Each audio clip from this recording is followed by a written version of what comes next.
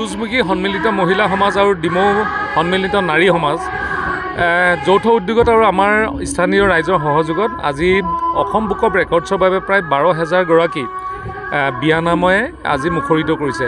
আমি উদযাপন সমিতিসমূহ বিষয় বিভাগ ধন্যবাদ জ্ঞাপন কৰিছোঁ আৰু তেখেতসকলৰ যি আজি সাহস আৰু নেতৃত্ব তাৰ বাবে সঁচাকৈ শলাগিবলগীয়া।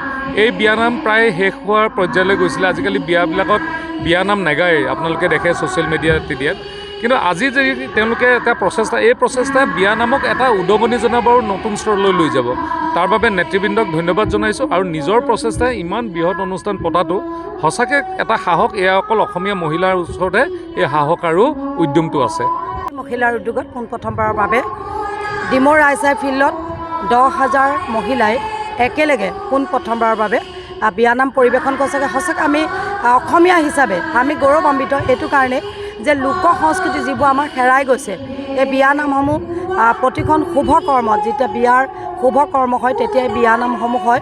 গতিকে এই বিয়ানামসমূহ যিহেতু লুপ্ত হৈ গৈছে আৰু এইখিনি সূৰুজমুখী মহিলাৰ উদ্যোগত আজি যে ডিমৌ ৰাইচাই ফিল্ডত হৈছে, সঁচাকৈ আমি নিজকে গৌৰৱ অনুভৱ কৰিছোঁ যে হেৰাই যোৱা যিবোৰ লোক সংস্কৃতি সেইবিলাক তেওঁলোকে বিভিন্নজনৰ ওচৰলৈ গৈ তেওঁলোকে খুব সুন্দৰভাৱে এই বিয়ানামসমূহ লৈছে আৰু লৈ আজি তেওঁলোকে ইয়াত পৰিৱেশন কৰিছে।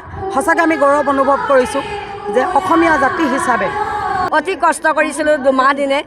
আমি নিজে গৈ পৰিচয় পত্ৰ বিতৰণ কৰিছিলোঁ।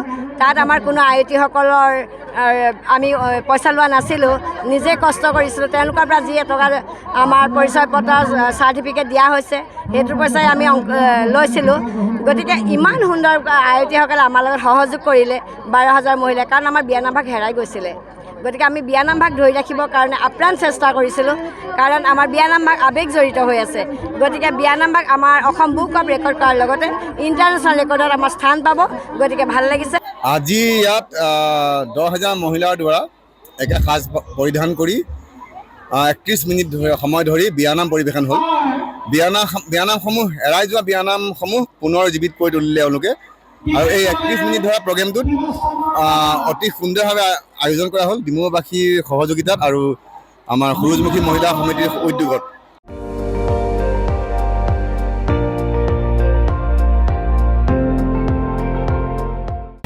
আপুনি চাই আছে ND24, সৰ্বশ্ৰেষ্ঠ নহয় সৰ্বোত্তমৰ দৌৰত।